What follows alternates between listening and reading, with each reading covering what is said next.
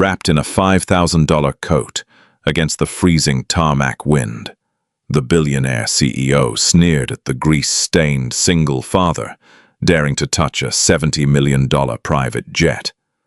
To the ruthless executive, this man was merely a local mechanic completely out of his depth, but as he reached deep into the turbine, his heavy canvas sleeve rode up, revealing a faded, jagged tattoo on his forearm. Instantly, the billionaire's blood ran absolute cold. Staring back wasn't a nobody. It was a ghost. The November wind whipping across the tarmac at Teterboro Airport was brutal, carrying the icy bite of an early New Jersey winter. But the weather was nothing compared to the freezing absolute rage radiating from Vivian Lancaster. At 34, Vivian was the undisputed sovereign of Lancaster Aeronautics and Logistics, a multi-billion-dollar empire she had built with ruthless precision. She did not tolerate delays. She did not tolerate incompetence. And she certainly did not tolerate being stranded on a miserable airstrip while a $4 billion merger in London hung in the balance. Sitting on the concrete apron, dead and useless, was her pride and joy. A customized Gulfstream G650ER. The sleek, $70 million aircraft was a masterclass in modern aviation, capable of connecting New York to Dubai without breaking a sweat. But right now, it couldn't even taxi to the runway. "Explain it to me again, Simon," Vivian said, her voice dropping to a dangerously quiet register. She pulled her Loro Piana cashmere coat tighter around her shoulders, glaring at her chief flight engineer. Simon, a man with 2 master's degrees in aerospace engineering, was actively sweating despite the 20-degree weather. He held up a ruggedized diagnostic tablet, his hands trembling slightly. "Ms. Lancaster, it's a FADEC fault on the starboard Rolls-Royce BR-725 engine. The full authority digital engine control is registering a catastrophic pressure anomaly in the high-pressure turbine stage. The onboard computers have hard-locked the ignition sequence. It's a safety protocol. The plane physically will not let us start the engine." "Then override it," Vivian snapped, her sharp, icy blue eyes narrowing. "I have a board meeting in Mayfair in exactly 9 hours. If I'm not sitting at the head of that table, the acquisition falls through, and I lose the European market. Override the computer, Simon." "I can't," Simon protested, his voice cracking. "It's a hardware-software fail-safe. If I bypass the FADEC and the turbine actually has a structural microfracture, the engine will grenade itself at 40,000 feet over the Atlantic. We need a specialized Rolls-Royce field response team. I called them. They can be here from Atlanta by tomorrow afternoon."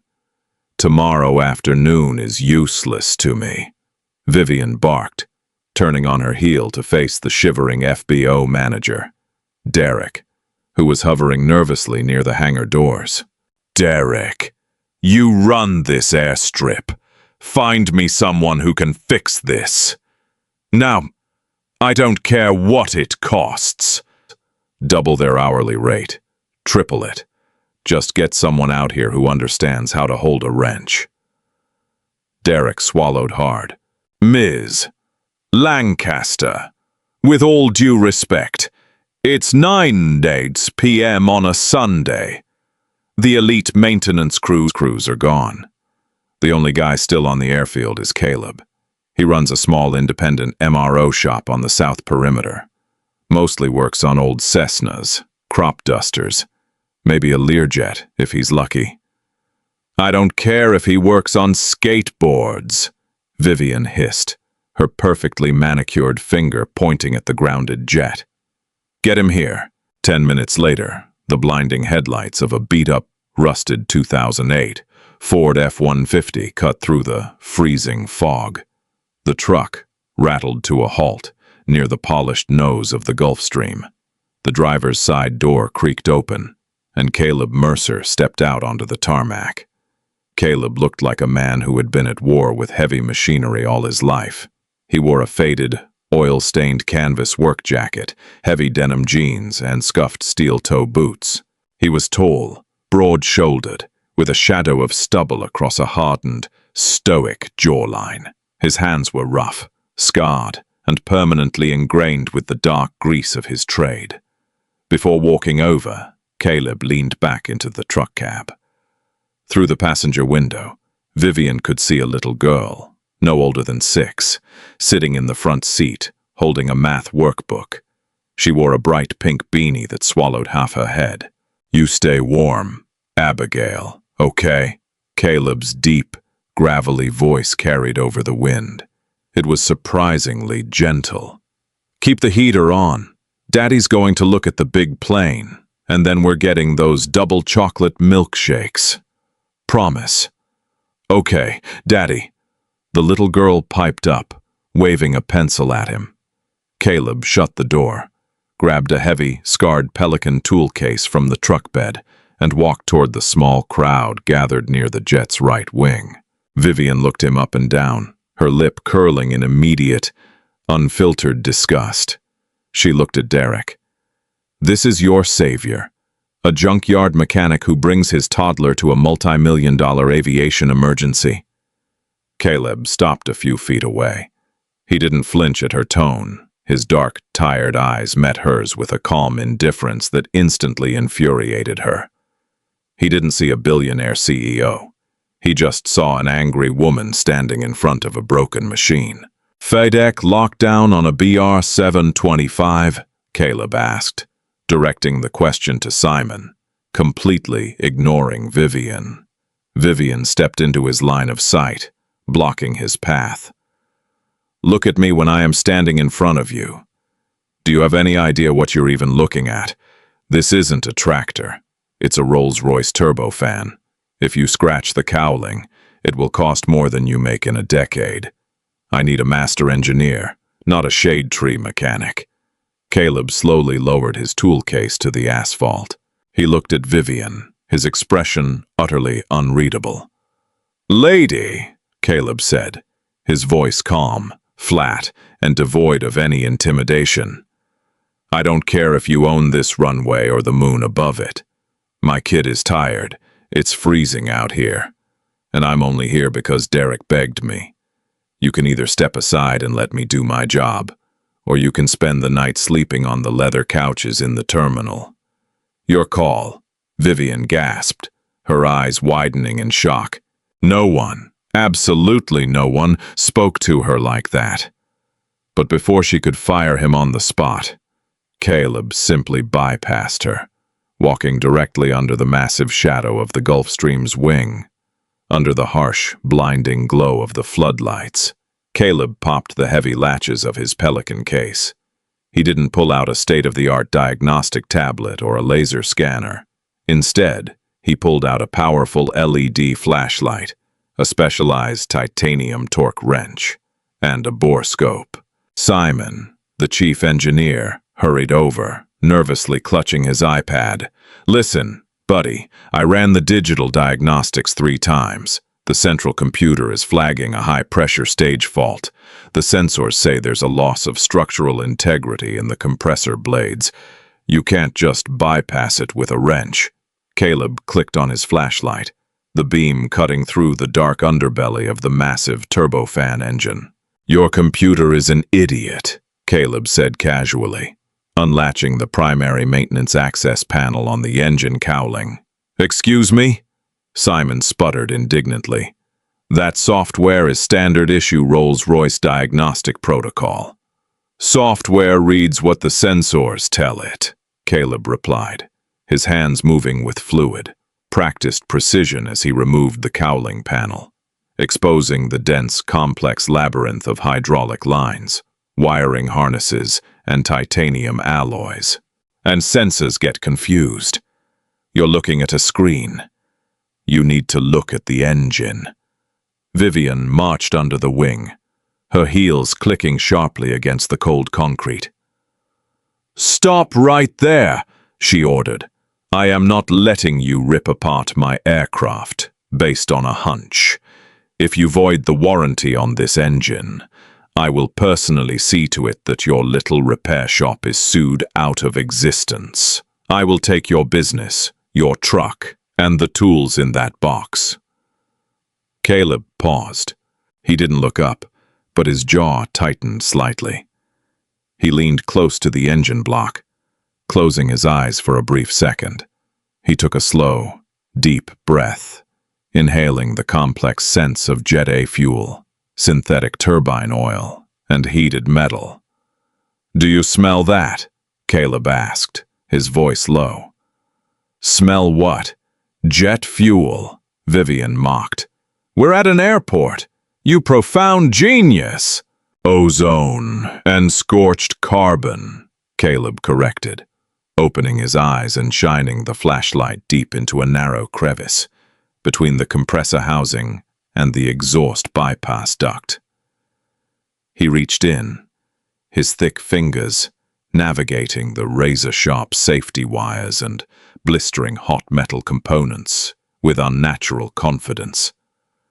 "There's no structural failure in the turbine," Caleb stated, his voice echoing slightly inside the cowling. "Your FADEC is throwing a panic code because the primary bleed air check valve is stuck in the open position. It's bleeding off pneumatic pressure, which is hitting a localized temperature sensor, tricking the computer into thinking the core is overheating and fracturing." Simon stared at him, blinking rapidly. "A stuck bleed air valve, but the digital readout didn't flag the valve. Because the valve's electronic relay is still sending a closed signal," Caleb explained, pulling his hand out. He looked at Simon. "The computer thinks the valve is shut, but mechanically, a carbon deposit has wedged the titanium butterfly flap open by about 2 millimeters. The computer doesn't know it's being lied to by a piece of dirt." Vivian crossed her arms, her skepticism practically radiating off her. "And I'm supposed to believe that my elite engineering team missed this. But you, a man who showed up in a rusted pickup truck, solved it in 4 minutes by sniffing the air." Caleb wiped a smudge of grease off his thumb with a shop rag. He finally turned to look Vivian dead in the eyes.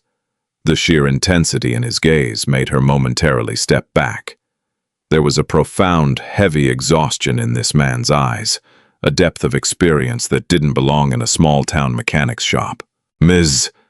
Lancaster," Caleb said, quietly, reading her name off the FBO work order Derek had handed him. "I spent 10 years fixing turboshaft engines in places where if I got it wrong, 12 men fell out of the sky in a burning aluminum box into a hostile desert. I know how turbines breathe. I know how they fail. And I know that right now. I am the only person on the eastern seaboard who can get you to London tonight." Vivian stared at him, her heart beating a fraction faster. There was no boastfulness in his tone, no arrogance, just a cold, undeniable statement of fact. "If you're so confident," Vivian challenged, her voice losing a fraction of its venom, "how long will it take you to fix it?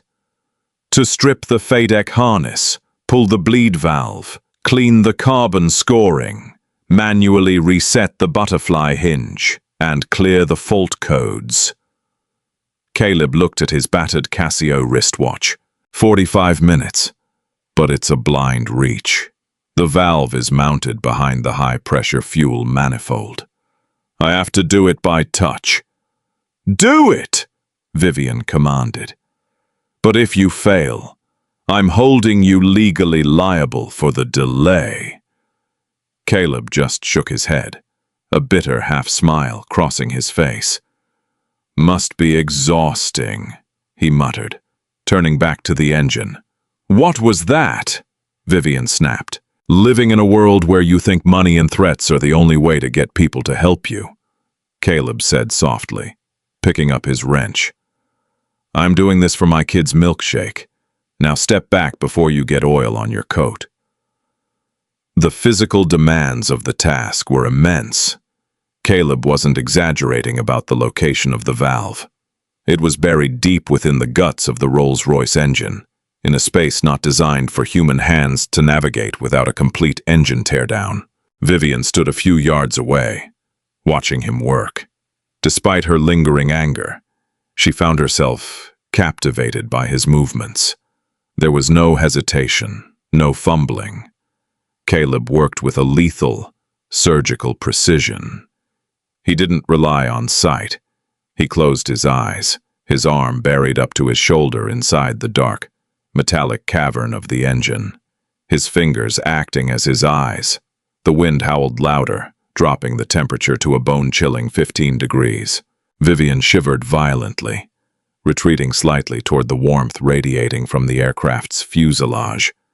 Over by the truck, she could see the little girl, Abigail, fast asleep now, her head resting against the passenger side window. "Come on, you stubborn son of a—" Caleb grunted through gritted teeth. He was fighting a seized locking collar on the valve. The titanium threads had galled, binding together under extreme heat. He needed more leverage. He needed to twist his arm at an agonizing angle to apply torque with the small wrench. Caleb pulled his arm out for a brief second, breathing heavily. Sweat beaded on his forehead despite the freezing air. The heavy, insulated canvas sleeve of his work jacket was catching on the jagged edges of the safety wire inside the cowling, restricting his movement. With an impatient sigh, Caleb unbuttoned the cuff of his heavy shirt and violently rolled the sleeve up past his elbow, exposing his thick, muscular forearm to the biting cold. "Hold this," Caleb said, thrusting his LED work light toward Simon. Simon hurriedly grabbed it, aiming the blinding white beam directly into the access panel. Caleb plunged his bare arm back into the engine. The muscles in his forearm corded and strained under the intense physical exertion. Veins popped against his skin as he applied a massive amount of torque to the seized bolt. Vivian, intending to demand a time estimate, took 2 steps forward, marching right into the harsh spill of the LED flashlight. "Are we going to be here all night? Or—" The words died in her throat. The air was violently sucked from her lungs. Her expensive Hermes leather handbag slipped from her frozen fingers, hitting the tarmac with a dull, heavy thud. In the brilliant, unforgiving glare of the LED light, Caleb's exposed forearm was fully illuminated. Running from his wrist to just below his elbow was a large, deeply scarred tattoo. It wasn't a standard anchor or an eagle. It was a highly specific, custom piece of art. It was a compass rose, but the needle was jagged and violently shattered down the middle. Wrapped around the broken compass were a pair of crossed MH-60 Blackhawk rotor blades. Beneath it, etched in stark, blocky, military stenciling, was a string of text. Call sign, Dust Off 7, Op Restitution, 11-14-19, Korengal. Vivian stopped breathing. The blood rushing in her ears sounded like a roaring ocean. The tarmac, the freezing wind, the broken jet, everything vanished, replaced by a sudden, violent flashback to a mahogany-paneled living room 7 years ago.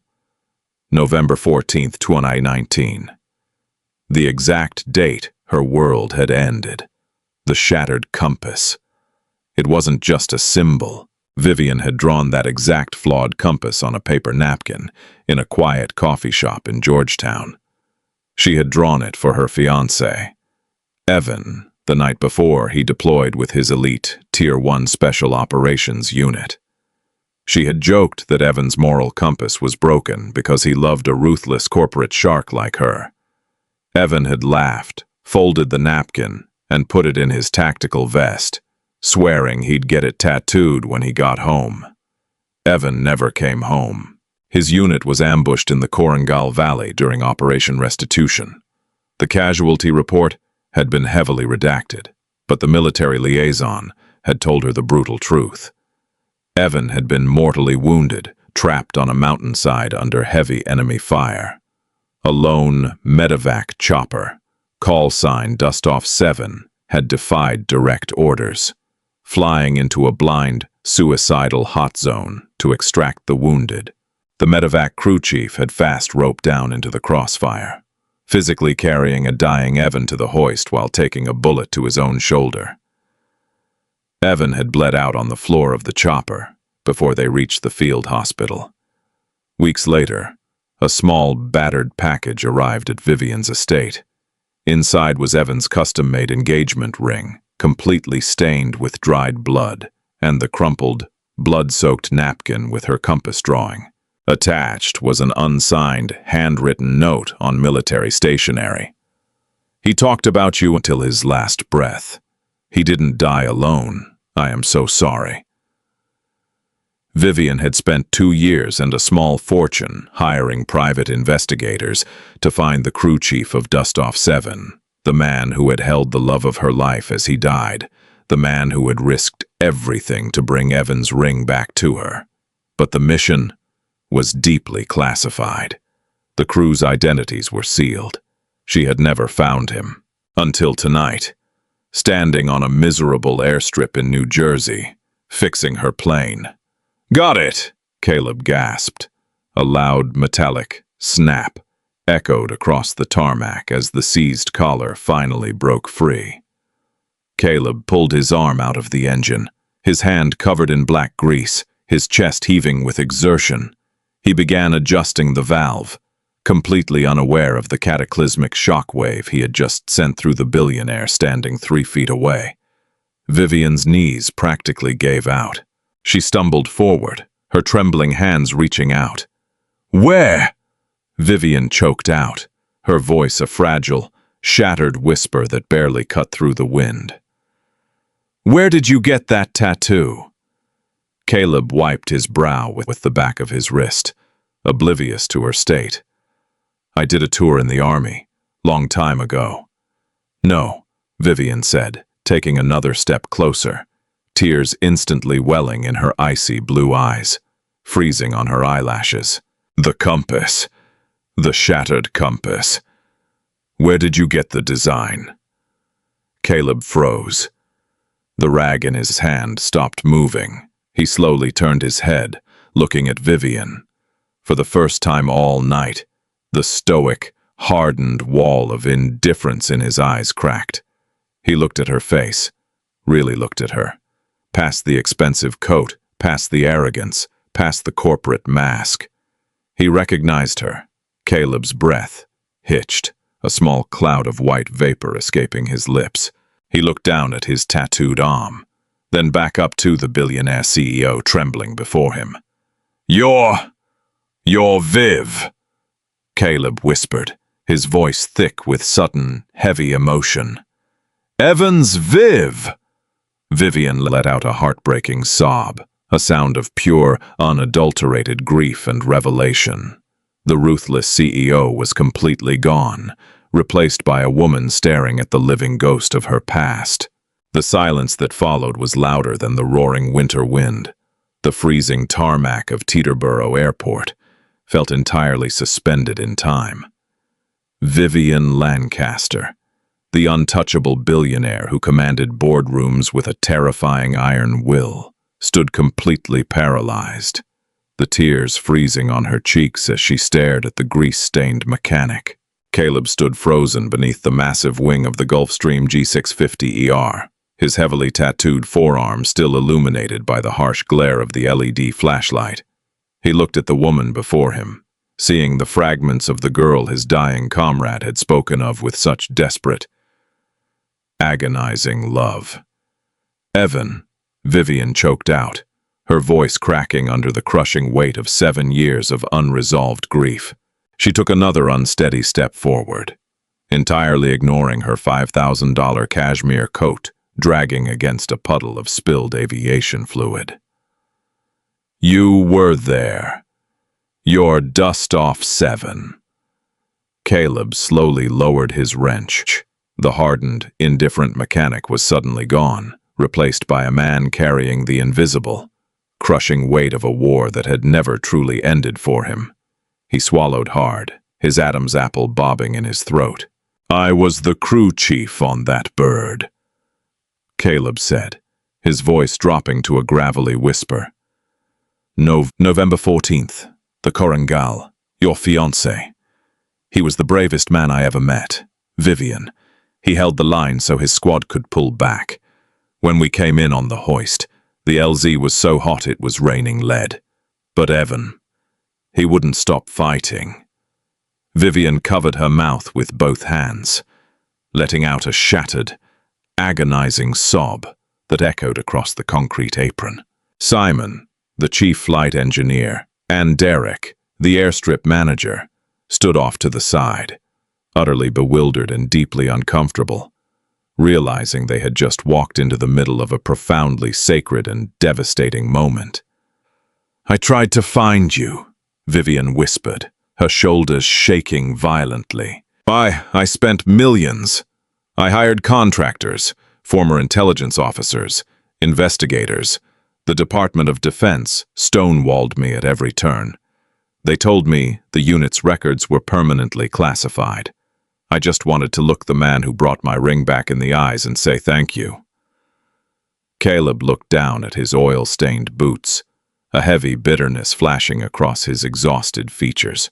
The Pentagon didn't want anyone looking into Operation Restitution. It was a botched op from the top down. Command left those boys stranded. My pilot and I disobeyed direct stand-down orders to fly in and get Evan. The military doesn't reward insubordination, even when it's the right thing to do. They gave me a quiet medical discharge for the bullet I took to the shoulder, handed me a non-disclosure agreement, and buried my name. Before Vivian could respond, a sharp, mechanical click echoed from the engine housing. Caleb had unconsciously finished resetting the bleed air valve while he was talking, his muscle memory taking over. He reached in, snapped the locking collar back into place, and secured the safety wire with a pair of pliers. "The valve is cleared," Caleb said, his tone suddenly shifting back to the professional detachment of a mechanic. It was a defense mechanism. Vivian could see it clearly. He was retreating behind the armor of his work. "Your FADEX sensors should be reading nominal pressure now." Simon, snapping out of his shock, frantically tapped on his diagnostic tablet. His eyes widened in absolute disbelief. "The fault codes. They're gone. The high-pressure stage is reading green across the board. The engine is unlocked. We can initiate the start sequence." Caleb pulled his arm out of the cowling, rolling his heavy canvas sleeve back down over the shattered compass tattoo. Hiding the ghost of the past, he began tossing his tools back into the scarred pelican case. "You're clear for London, Miss Lancaster," Caleb said, not looking at her. "Derek will bill my shop for the hour. Have a safe flight."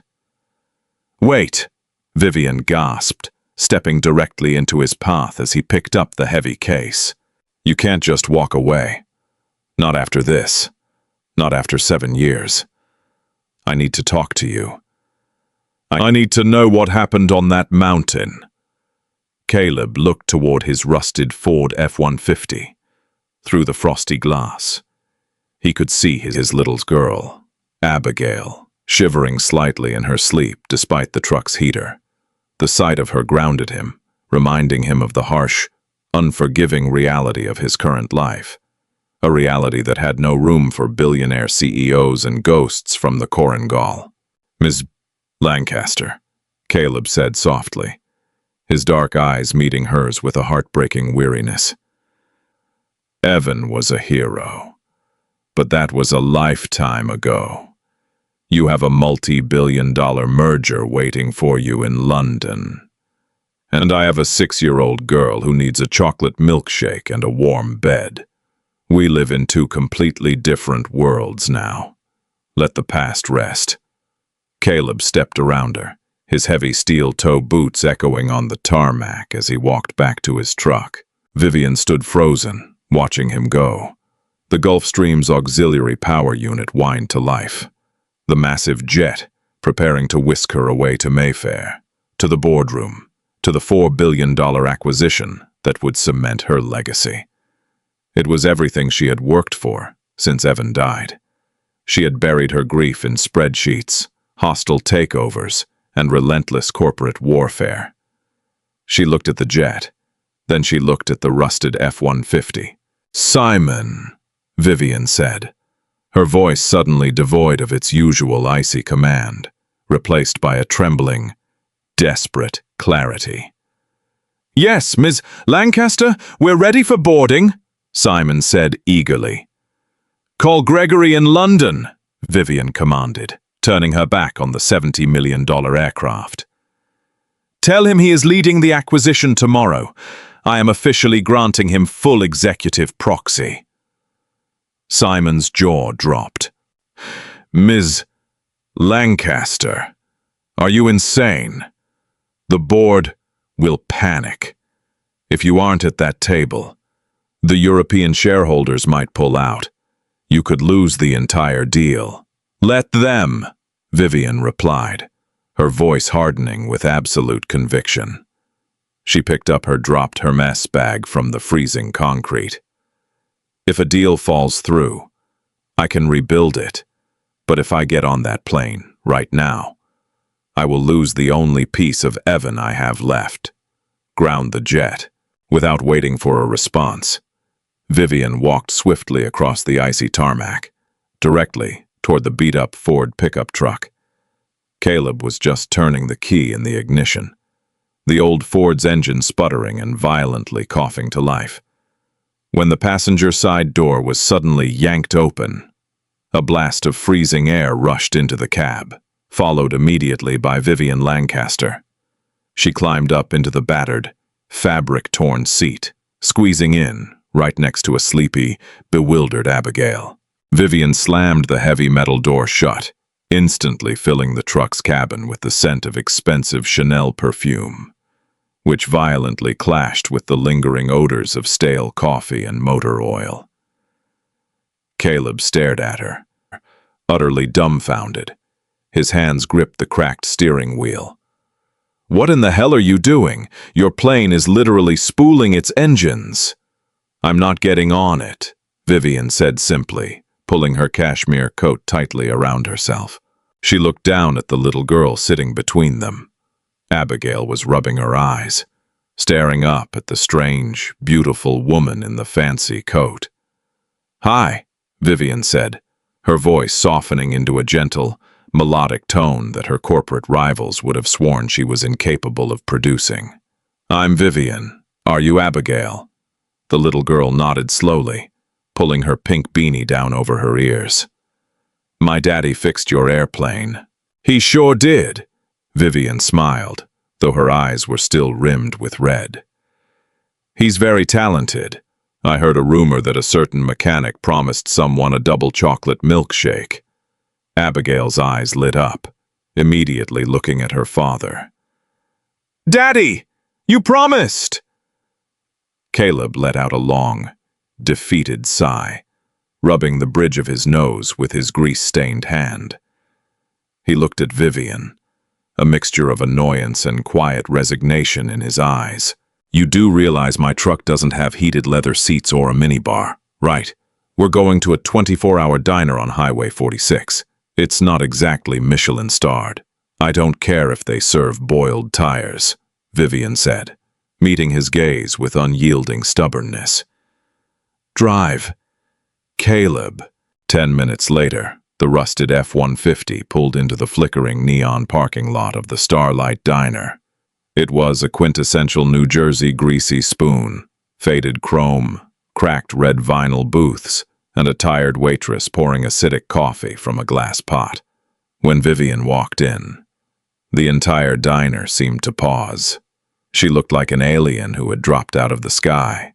Her tailored coat, the diamond studs in her ears, the flawless makeup, it all screamed of a wealth that didn't belong under the flickering fluorescent lights of the starlight. They slid into a corner booth. Abigail happily took the window seat, immediately grabbing a handful of crayons from a plastic cup on the table and attacking a paper placemat menu.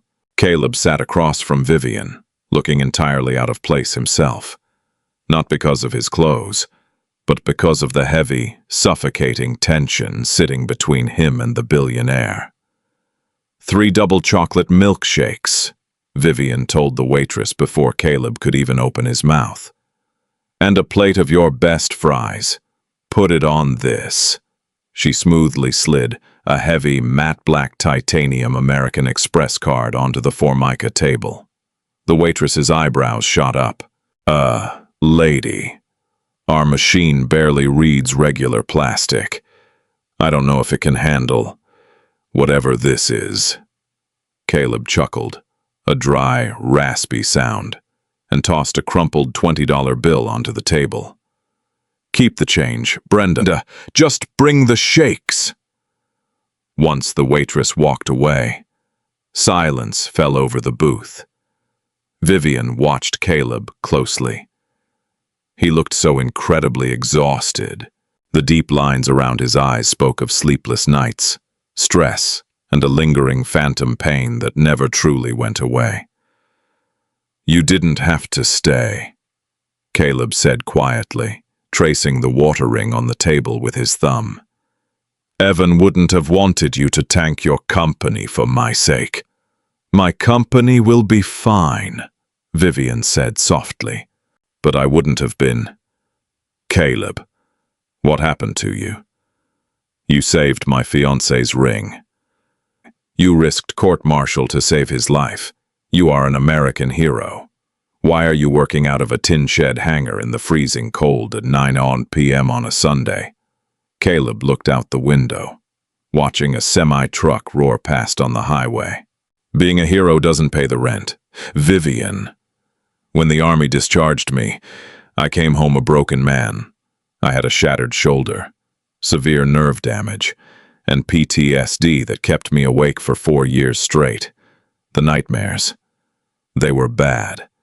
My wife, Sarah, she tried. She really did. But she didn't sign up to be a full-time nurse to a ghost. He looked down at Abigail, his expression softening into a look of absolute, unconditional love. He reached out and gently ruffled the little girl's hair. Sarah left when Abby was 2. Caleb continued, his voice barely a whisper. Ksha couldn't handle the night terrors. Couldn't handle the fact that I couldn't hold a steady job because of the pain. So, it was just me and the kid. I scrapped together everything I had, took a loan against my military pension, and bought the lease on that little MRO shop at Teterboro. It ain't much. It's dirty, it's cold, and the hours are brutal. But it keeps a roof over her head, and it means I don't have to answer to anyone but myself. Vivian felt a sharp, physical ache in her chest. She had spent the last 7 years flying in private jets, sleeping in penthouses, and ruthlessly crushing her competitors. She had built an empire to honor Evan's memory, convinced that success was the only way to prove his sacrifice meant something.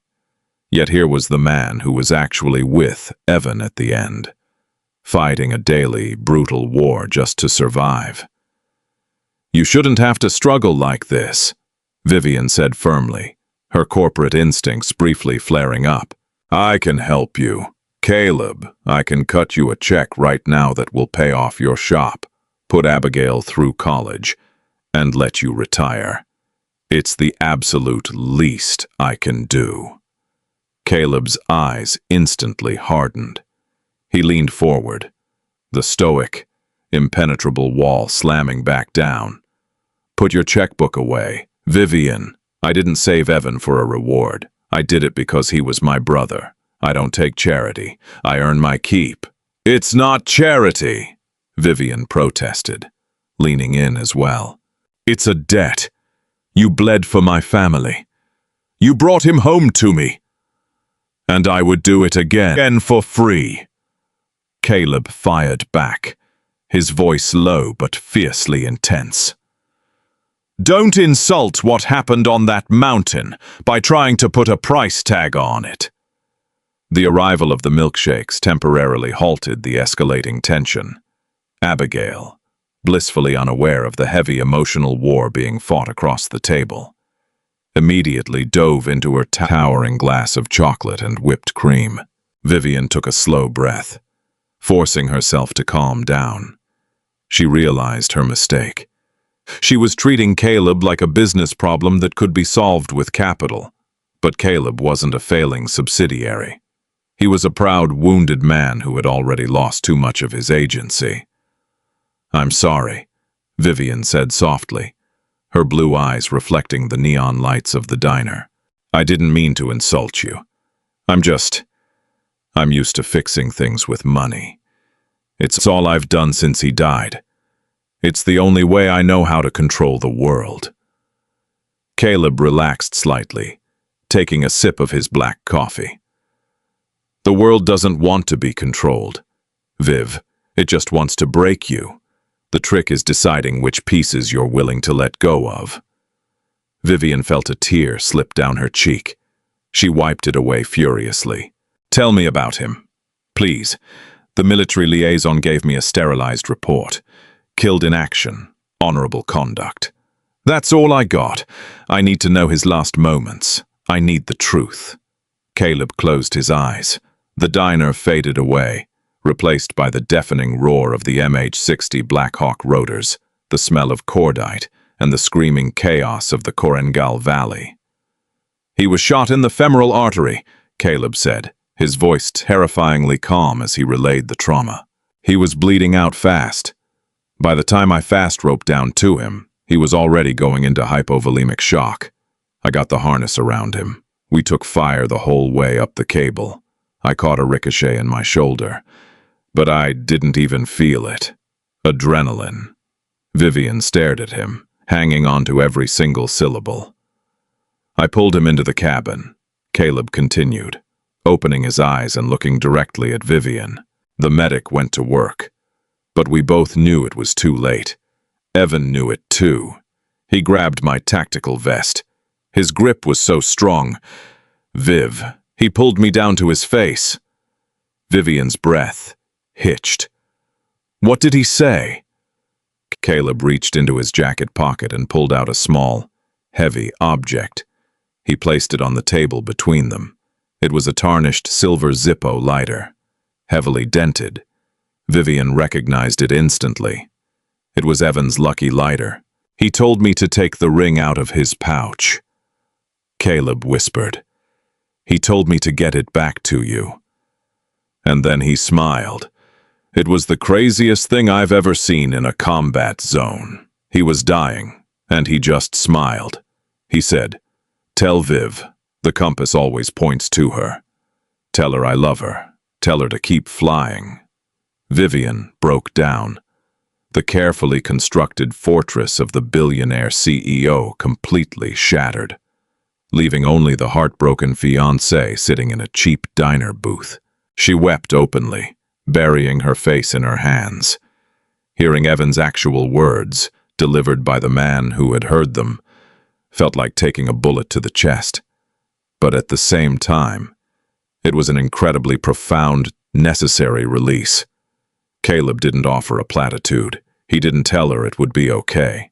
He just sat there in silence, standing guard over her grief, just as he had stood guard over Evan.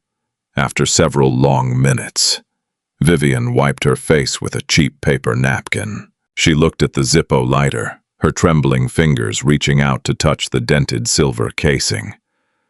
"Thank you," she whispered, her voice raw.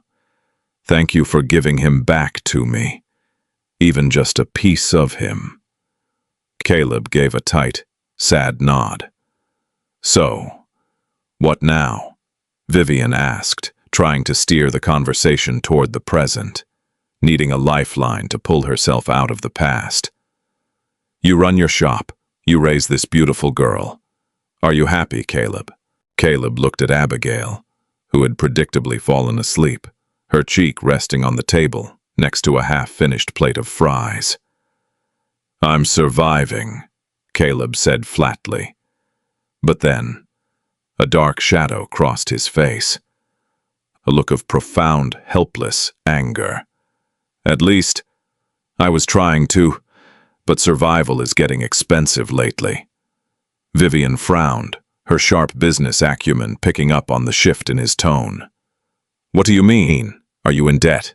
I know you won't take my money, but if it's a loan—" "It's not a loan," Caleb interrupted, letting out a bitter, exhausted sigh. "It's a corporate buyout. Teterboro is expanding. Some massive conglomerate just bought the entire south perimeter of the airfield, including the land my hangar sits on. They're terminating all the independent leases at the end of the month. I have 30 days to vacate. They're going to bulldoze my shop to build a mega hangar for private logistics." Vivian's blood ran cold. A sickening, terrifying realization began to claw its way up her throat. "They can't just break a lease," Vivian said, her voice dropping, trying to keep the panic out of her tone. "They can when they have a team of Manhattan lawyers and a billion-dollar war chest." Caleb sneered, reaching into the inside pocket of his canvas jacket. He pulled out a crumpled, official-looking legal document. "They sent this notice of eviction last week. The buyout is being handled by some shell corporation, but the parent company name is stamped right on the bottom. The airstrip manager, Derek, told me fighting them in court would bankrupt me in a week." Caleb slid the crumpled document across the table.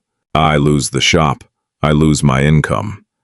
If I lose my income, Sarah's lawyers are going to drag me back into family court and try to take Abigail away from me, because I can't provide a stable environment. This company isn't just taking my business, Viv. They're taking my daughter." Vivian stared at the folded paper on the table. She felt violently ill. Her hands shook as she slowly reached out and unfolded the document.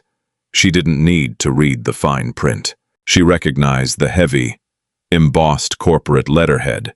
Instantly, she had approved the stationery design herself 3 years ago. There, stamped at the bottom of the eviction notice, bold and undeniable, was the name of the parent company tearing Caleb Mercer's life apart. Lancaster Aeronautics and Logistics. Vivian couldn't breathe. The diner spun around her, her company, her ruthless expansion strategy. The South Perimeter Acquisition Project she had signed off on 2 months ago without even reading the list of casualties. She had authorized the buyout to create a new hub for her European shipping routes. She wasn't just sitting across from the man who had tried to save her fiancé. She was sitting across from the man she was currently destroying. Caleb noticed her sudden, ghostly pallor. He frowned, leaning forward. "Viv? What's wrong? You look like you've seen a ghost." Vivian looked up from the paper, staring into the dark, exhausted eyes of the hero who had bled for her family. The irony was so vicious, so incredibly cruel, that it felt like a physical blow. "Caleb," Vivian whispered, her voice trembling with an overwhelming, suffocating horror. I need to make a phone call." Vivian Lancaster, a woman who routinely dismantled Fortune 500 companies before her morning espresso, suddenly found herself entirely unable to form a coherent sentence. The diner's flickering neon sign cast long, distorted shadows across the Formica table, illuminating the eviction notice that sat between them like a live grenade. "Vivian?" Caleb asked again, his brow furrowing. He leaned closer, his protective instincts kicking in as he watched the blood drain from her face. "Are you sick? What's going on?" She couldn't look at him. She stared blindly at the bold embossed letters at the bottom of the page. Lancaster Aeronautics and Logistics. Vivian stammered, a sickening knot twisting violently in her stomach. "I didn't know. Caleb, I swear to you, on Evan's memory, I didn't know your name was on the lease. It was just a spreadsheet, a grid of coordinates for the South Perimeter expansion." Caleb froze. The air in the booth instantly dropped 10 degrees, growing far colder than the freezing New Jersey wind howling outside. He looked at the legal document, then back up to the impeccably dressed billionaire sitting across from him. The realization hit him like a physical blow to the jaw. "Your company," Caleb whispered, his voice dangerously low. "It's a subsidiary holding firm," Vivian said rapidly, desperation bleeding into her voice as she reached across the table, desperately wanting him to understand. "We use shell corporations to acquire commercial real estate, so the local municipalities don't jack up the prices when they see my name. My development team presented the Teterboro expansion to me 2 months ago. They just gave me a map of the perimeter and a projected ROI. I signed the authorization. I never saw the names of the tenants we were evicting. I didn't know you were one of them." Caleb slowly pulled his hands back, retreating from her reach. His eyes, which had softened with shared grief just moments before, instantly hardened into twin shards of black ice. The absolute betrayal radiating from him was suffocating. "So it's just business, then," Caleb said, his voice entirely devoid of emotion. It was the terrifying, deadened tone of a soldier who had just realized he was walking into an ambush. "No! Caleb! Please!" "A grid of coordinates," Caleb interrupted, quoting her with lethal precision. He let out a dark, humorless chuckle that sounded like grinding metal. "That's exactly how the generals at the Pentagon described the Korengal Valley. Vivian, a grid on a map. They didn't see the men bleeding out in the dirt. They just saw the objective. You're no different." Vivian flinched as if he had physically struck her. Tears spilled over her eyelashes, ruining her flawless makeup. "That is not fair. I didn't know you were there. Now that I do, I will stop it. I will fix this." Caleb shook his head, a profound, exhausting disgust washing over his features. "You can't fix people with a pen. Vivian, you think because you sit in a glass tower, you can just sign a piece of paper and erase a man's livelihood, and then sign another one to give it back when you feel guilty. You were about to bulldoze my life, take my business, and give my ex-wife the ammunition she needs to take my daughter away from me. And you didn't even know my name."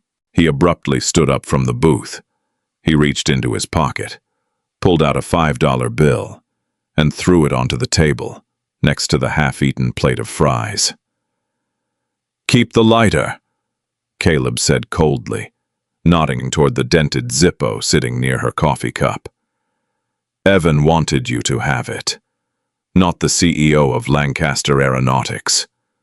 Before Vivian could say another word, Caleb gently scooped up a sleeping Abigail from the vinyl seat. He wrapped his heavy, grease-stained canvas jacket around the little girl, shielding her from the cold. He didn't look back at Vivian. He just pushed his way through the glass doors of the Starlight Diner and walked out into the freezing night. Vivian sat alone in the booth, the deafening silence of the diner pressing in on her. She looked at the eviction notice, then at the dented silver lighter.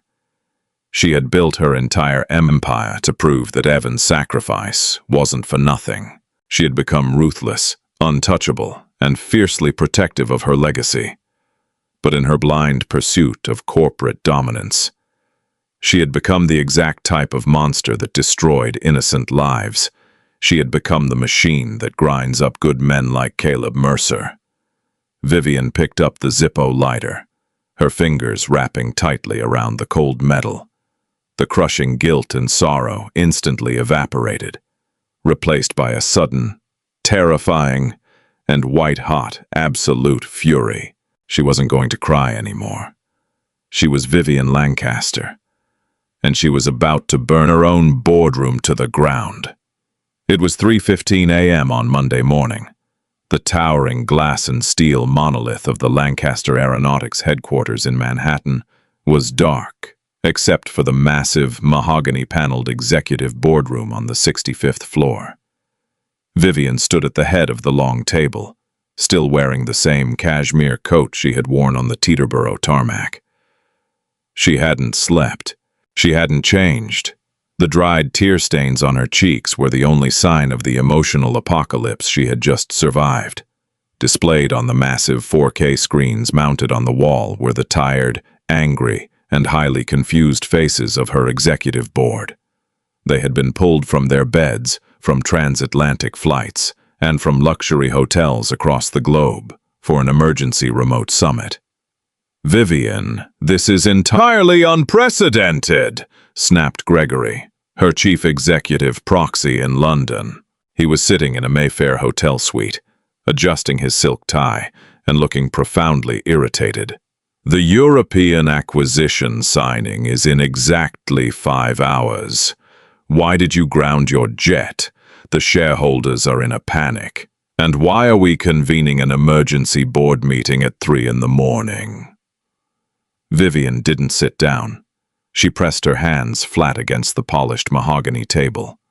Leaning forward, her icy blue eyes locked onto the camera lens.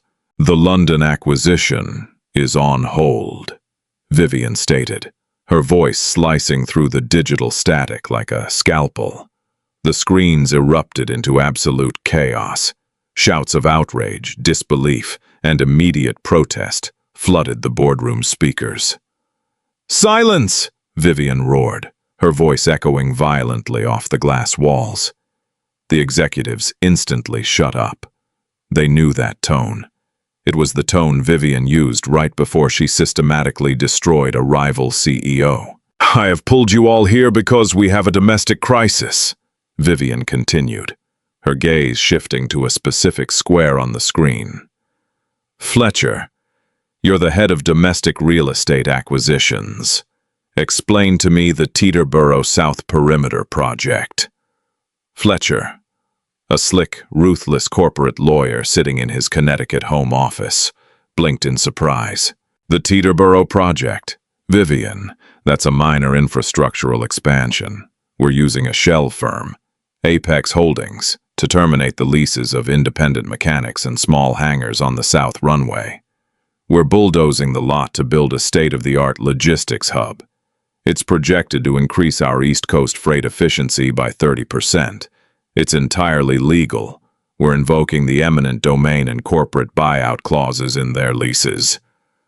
"Cancel it," Vivian said flatly. Fletcher let out a nervous laugh.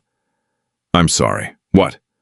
"Vivian, we've already invested $42 million in zoning, environmental impact studies, and municipal bribes, lobbying. We've issued the eviction notices. The bulldozers are scheduled for the 1st of the month.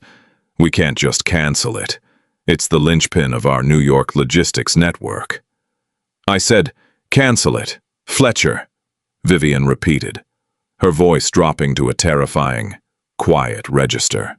"I want the eviction notices voided by dawn. I want the Apex Holdings Shell Corporation dissolved. And I want the deed to the South Perimeter hangar, currently leased by Mercer Aviation, transferred completely." Gregory scoffed from London. "Vivian, you have lost your mind. You are halting a $4 billion merger and tanking a $40 million infrastructure project for what? Some grease monkey mechanic in New Jersey? This is a blatant violation of your fiduciary duty to the shareholders." "I am the majority shareholder, Gregory," Vivian fired back, her eyes blazing with an unholy fire. "I own 51% of this company. I built this empire with my bare hands. I decide what our fiduciary duty is." "Not if the board votes no confidence," Gregory shouted, his face turning purple. "If you tank the London deal over a moral crisis, I will personally file an emergency injunction with the SEC to have you removed as CEO for erratic behavior. You are compromising the financial integrity of Lancaster Aeronautics." Vivian slowly stood up straight. A cold, lethal smile crept across her face. It was the smile of a predator that had just cornered its prey. "I was hoping you would say that, Gregory," Vivian whispered. She reached into her briefcase and pulled out a thick stack of printed documents, slamming them onto the mahogany table. "Let's talk about financial integrity," Vivian said, staring dead into the camera. While you were all sleeping, I had my private intelligence team, the one I usually reserve for corporate espionage, dig into the Apex Holdings ledger. It turns out, Fletcher, that you awarded the demolition and construction contracts for the Teterboro hub to a private contracting firm in Delaware. Fletcher's face instantly drained of color. A contracting firm, Vivian continued, her voice echoing like a judge reading a death sentence. That is secretly owned by your brother-in-law. You used company capital to orchestrate a kickback scheme worth roughly $12 million. Dead silence fell over the remote feed. And, Gregory, Vivian pivoted, her eyes narrowing with absolute malice. Don't think you're safe in Mayfair. I also have the encrypted emails you sent to our European rivals, offering to leak our proprietary logistics algorithms in exchange for a seat on their board, if this merger went through. You were planning to sell me out the moment the ink was dry. Gregory opened his mouth, but no sound came out. He looked like he was about to have a heart attack. I am Vivian Lancaster, she said, her voice a low, terrifying hum that vibrated through the speakers. I do not negotiate with traitors, and I do not crush innocent men to pad my bottom line. Fletcher, Gregory, you are both fired. Effective immediately. If either of you challenges this, I will hand these files over to the FBI by sunrise, and you will both spend the next 20 years in federal prison for corporate fraud and embezzlement. The sheer brutality of her execution left the remaining board members completely paralyzed with fear. No one dared to breathe. Now, Vivian said, smoothing down the front of her coat, her composure entirely restored. I am going to dictate the new terms of the Teterboro expansion. You are going to draft the legal paperwork, and if anyone else has a problem with my leadership, speak now, or shut up and get to work. There was only silence on the screens. Good, Vivian said. Here is what we are going to do. It was Friday afternoon, 5 days after the catastrophic failure of the Rolls-Royce turbine. The icy winds had finally broken, leaving behind a crisp, clear winter sky over Teterboro Airport. Caleb Mercer stood in the center of his freezing, oil-stained hangar, wiping down his torque wrenches and placing them carefully into his battered Pelican case. The large, corrugated metal doors were open, revealing a rented U-Haul truck parked on the tarmac. He was defeated. He had received an email from the airstrip manager that morning, stating there had been a massive shakeup at the corporate holding company. But Caleb knew how the system worked.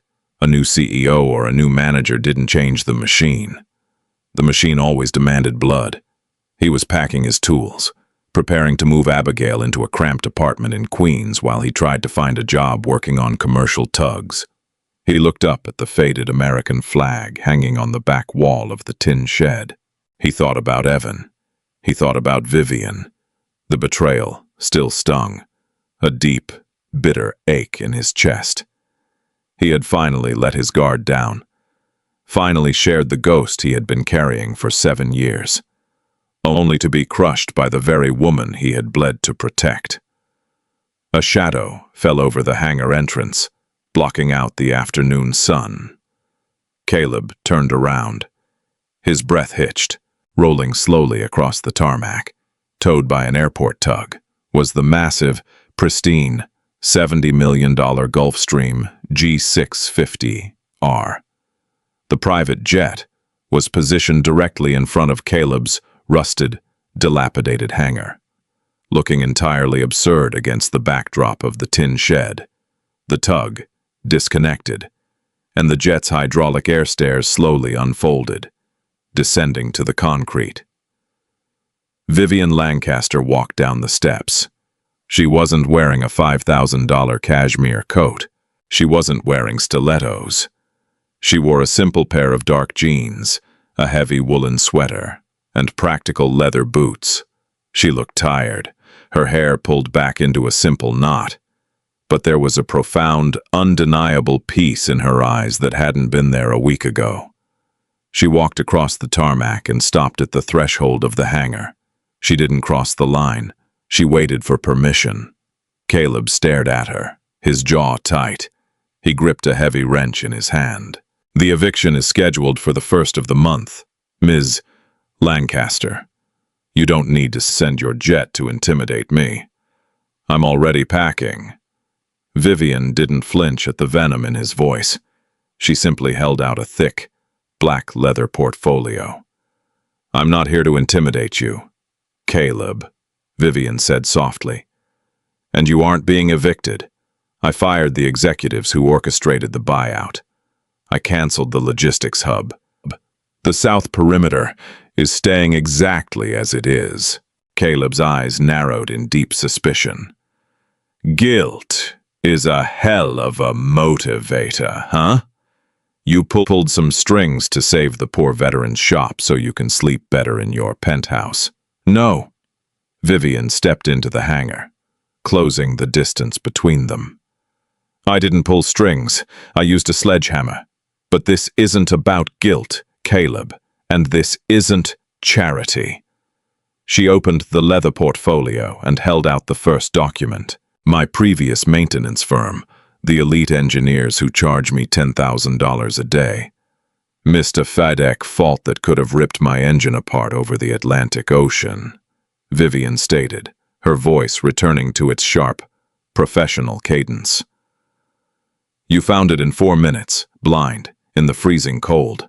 I don't tolerate incompetence in my company. I fired them this morning." Caleb looked at the document.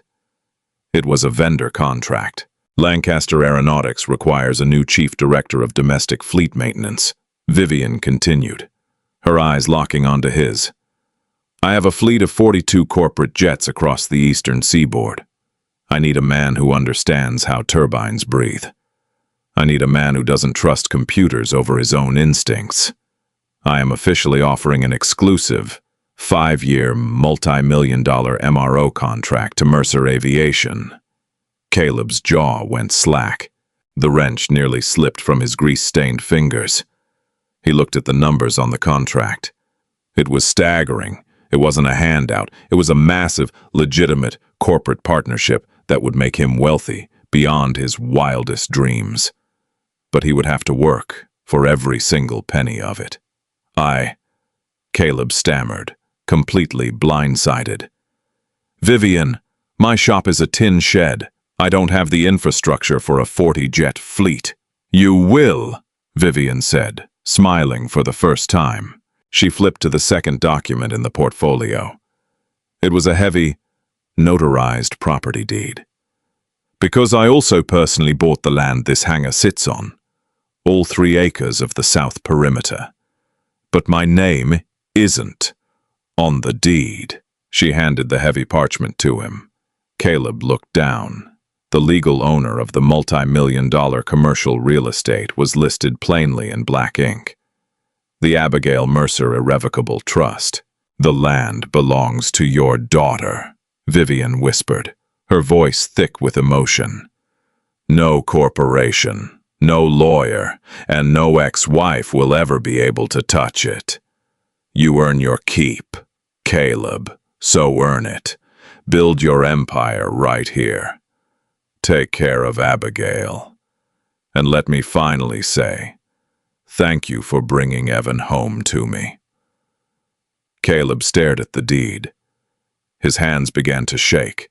The crushing weight of the last 7 years, the PTSD, the poverty, the constant, grinding fear of losing his little girl, suddenly shattered, falling away into the cold winter air. He was safe. Abigail was safe. He looked up at Vivian, his dark eyes brimming with unshed tears. The hardened mechanic finally broke. He dropped the wrench, stepped forward, and pulled the billionaire CEO into a fierce, crushing embrace. Vivian gasped softly, then wrapped her arms tightly around him, burying her face in his heavy canvas shoulder. They stood there in the center of the rusted hangar, two broken people who had been violently tethered together by a tragedy in the Korangal Valley, finally finding peace in the wreckage of the past. As Caleb pulled back, he wiped a tear from his eye, a genuine, radiant smile breaking across his scarred face. He rolled up his sleeve, looking down at the shattered compass, tattooed on his forearm. For the first time in 7 years, the needle didn't look broken anymore. It had finally pointed him home. If this story of sacrifice, redemption, and the unbreakable bonds of honor touched your heart, don't keep it to yourself. Hit that like button to show your support for heroes like Caleb who fight invisible battles every day. Share this video with your friends and family to spread a powerful message about finding humanity in the most unexpected places. And make sure to subscribe to our channel and ring the notification bell so you never miss another incredible, real-life story of drama and triumph. Drop a comment below. What would you have done in Vivian's shoes? Let us know.